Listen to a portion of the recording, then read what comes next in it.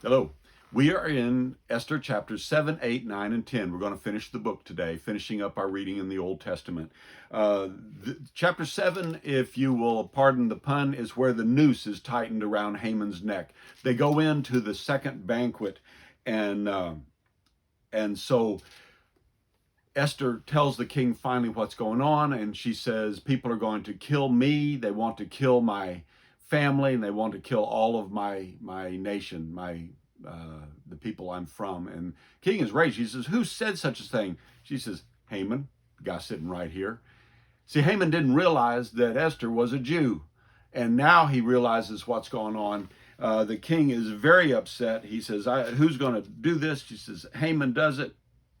And the king is in a rage, and he gets up and he storms out. Haman knows immediately that this is not going to be good for him. So he stays behind to plead for the queen and plead for the queen's favor back to the king.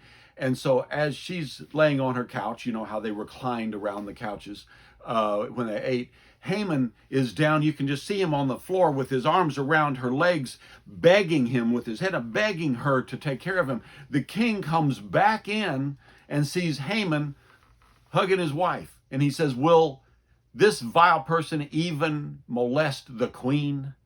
And before those words left his mouth, they put a sack over his head. And one of Esther's eunuchs said, by the way, in Haman's house, there's this 75-foot tall gallows. And King says, use it. And they go and they kill Haman.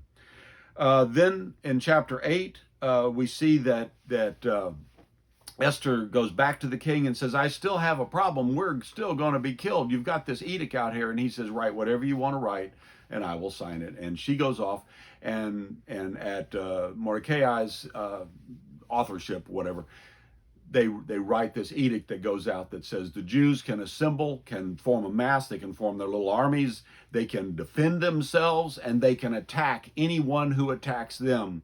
Well, that puts the fear in the people who are going to attack them, in that they're not saying this doesn't level the playing field, now it's an equal fair fight. What it says is the last message out the door is that the king's on the Jews' side. And they don't like that. So then chapter 9 is the triumph of the Jews. They win all over, all around. Esther goes back to the king again, says, I got one more favor to ask of you. He says, what's that? And that is that I want to have this one day where we can attack those who are against us. I want to have one more opportunity to do that, an extra day here in the capital. And he says, okay. So they kill 500, I believe it was, folks. And they also kill the 10 sons of Haman. So there's no one to come up after him for seeking vengeance. And then in chapter 10, we have a very short chapter talking about how Mordecai himself is elevated to a very prominent status in the kingdom because of the things that he has done and who he is to the queen. And we are ending our reading of the Old Testament. I hope you've enjoyed it.